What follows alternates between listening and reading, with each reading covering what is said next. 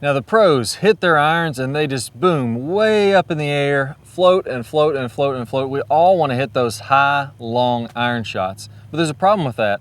When you try to do that, a lot of times what I see is players begin to flip the club when it comes to impact. The reason you flip is because it adds some loft on the face and it makes those shots go higher. Now it looks the same, it kind of looks the similar trajectory that you see with the pros, but you lose tons of distance, you start to thin and chunk the ball, all kinds of problems are happening from this flip and adding loft. The real way to hit it high and long is clubhead speed. The pros are actually taking loft off the club, they're launching it pretty low, but they have so much speed, the ball climbs up and up and up and it gives the appearance of it being high. Let me go step by step exactly how you can hit those high long ones with a little bit of technique change. Q, let me hit a couple shots here. I'm gonna do one right, one wrong, and we're gonna talk about what we should be focusing on. Now, the main thing is what we talked about there first. A lot of times when players are hitting it, they're not getting enough clubhead speed. I bet you'd like some more clubhead speed right now. So to give that appearance of a high shot, what ends up happening is we flip a little bit. So we're trying to hit this ball hard, we're trying to hit it high, we're trying to hit it long, but we end up not making a very good turn, not having a good clubhead speed, and we end up just adding loft by flipping it. That ends up looking something like this. So there, I feel like I lose control of the club. I'm pushing to try to help the speed, and it was very thin. The next one may have been a dead chunk. The next one may have been solid. It's not like you're gonna hit all of them bad when you do this, but it's gonna be inconsistent. So clubhead speed, distance, what was it looking like on that one? Clubhead speed was 83 miles per hour. Distance was 149.5. So 150 yards with a 6-iron, not very good for what I can normally do. 90 miles an hour, 80, what was it? 83 miles per hour. 83 miles an hour clubhead speed. That's way low from what I normally have. So that shot, didn't go the highest, but if I wouldn't have hit it thin, it probably would have launched and kind of looked about like what the pros are doing, even though I added way too much loft to it. What's the real key here? How do we really do this? We got to swing faster. And the easiest way to do that is to get a bigger turn. So if I can let my hips rotate a little bit more, you might notice in that last swing I didn't rotate my hips very much. I kind of slid the hips like this. But if I can get my hips to rotate more, I can get my shoulders to rotate more. Now I'm gonna be able to load up more, even if I'm not very flexible, and I'm gonna be able to come down and through and get a lot more swing speed. So that's the key. If you're tight, if you feel like, Clay, I try to get more shoulder turn, but I just can't do it. I'm too tight, I can't get the flexibility.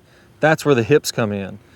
I want you to rotate those hips, let them turn, and that loosens up the shoulders and allows you to get that bigger turn to the top.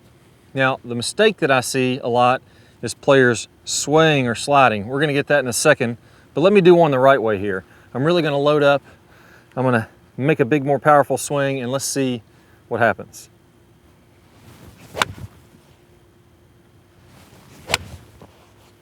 There we go, that one looked high, but it didn't take off very high. The reason it looked high is because I had so much swing speed. That one went pretty long way. What was the numbers on that one? So clubhead speed went up to 98.4. So almost total 15 miles an hour faster on clubhead speed. Yeah, and then total distance was 198.1 yards. Okay, so way farther, way faster with that change. Now, if we're doing that, so you say, okay, Clay, I understand that the height comes from swing speed and not by flipping the club. So if I want to solve that, I got to get the swing speed first. The way you solve the swing speed, get a bigger turn. Here's the big problem when I see. Number one, we're too tight. That's where I talked about getting the hips to go.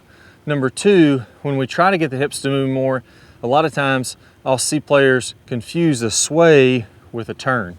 So if I sway, what that looks like is my hips slide this way. They're not rotating. So if I put this club across my hips, they're not rotating this like this. So they're not doing this in the backswing, they're swaying. So it's kind of just shifting laterally. When I do that, now my hips bump over here. I get in this kind of reverse pivot look, slight reverse pivot, and I'm set up in a not very powerful position. So what I want you to feel like is instead of getting that hip to move this way, to sway, I want you to feel like the hip moves back. Imagine you're pushing straight back on that right hip. That's getting that to turn this way. Another key I like to think of, same idea, just different visual. Imagine you have a rope tied to your right belt loop somewhere here, and there's somebody behind you in the backswing pulling on your right hip. I want you to feel like that hip goes back this way as you make your backswing.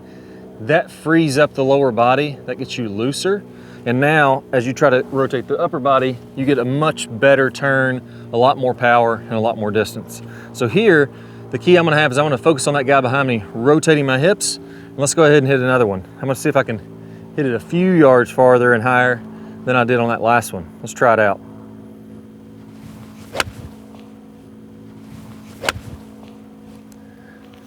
There we go, really high on that one. That was pretty far. That's probably a little longer than the one before, or at least pretty close to the same distance. What was the distance on that one? Club head speed was 100 even, and then total distance went up to 193.4. Okay, so again, maybe a little bit thin is the reason it wasn't perfect, but the club head speed was up. I started at 83, I had one at 98, one at 100, way faster. Even if I miss hit that last one slightly, it's still gonna be tons of distance.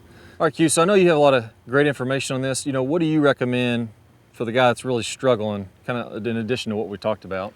Right, so another issue arises whenever you get that sliding in the backswing, you're gonna get that sliding in the downswing too, because you get that momentum going forward, and when you do that, you're gonna end up kind of chopping down into the ball, and that ball's gonna come out really, really low. So if you do that slide in the backswing. So the backswing, I'm going here, my hips are sliding over to the right. They're kind of getting almost outside my right ankle a little bit there. And now if we slide in the downswing here. Yeah, that almost gets my, well, even when I feel that, what you're saying, my upper body's kind of angled this way, and it almost feels like I just want to come over to the left, like you're saying. And when you chop down into the ball, that really de-lofts the face and takes a lot of loft. And we want to de-loft the face, but we don't want to do it this way where we're chopping down into the ball. We still want to come into the ball a little bit shallow, because when you do that, it's going to make you really inconsistent. So what we want to do is we want to be nice and angled away, have our head a little bit behind the ball as we're coming in. So if you want to scoot back a little bit, there we go. You want to feel like your lead ankle here, your lead hip, your lead shoulder are all in a straight line there, just slightly angled away from the target. It's almost like if I'm standing here, Clay can't hit me at all with his hip as he's coming through, because if he does, he's going to end up really sliding forward and chopping down into the ball. You want to feel like somebody's in front of you like that and stopping you from doing that. So you want to feel like you're really opening up, staying behind the ball with your head there a little bit, and that's going to allow you to get that nice high ball flight that you're looking for. Yeah, so I'm kind of behind it a little bit more. I'm still got the forward shaft lean, but it's still going to, you know, get some compression on there. So I agree with you 100% there. If I get that sway, you know, I feel like I'm immediately going to shift in front of it. My weight's going to get thrown up here, and then I'm just kind of chopping down into the golf ball. It's going to be too low. Contact's going to be inconsistent. It's going to be just kind of a mess. So let me try one again. I want to do it the way that Q was talking about there, where I want to add those drills together. Number one, I want to, again, imagine that rope is on my right hip. It's being pulled back behind me. And then when I come in my downswing, instead of letting me slide in front, I'm going to feel like I stay behind my lead ankle and I rotate all the way on through the shot. So let's go ahead and give that a whirl. So in the backswing, maybe I'll do 10 reps here, or if you're practicing this, do 10 reps. Focusing on the right hip, rotating in the backswing. I'm gonna go ahead and do that. And then once I've done those 10 reps, I'm gonna do the next 10 reps, focusing on not sliding in front. So the backswing reps are to help me to get more speed, that gets the ball higher. The downswing reps are to make sure that I'm not sliding in front and chopping and getting inconsistent. I'm staying behind the golf ball and I'm really rotating. That's gonna help to get it higher even more. Let's try that out.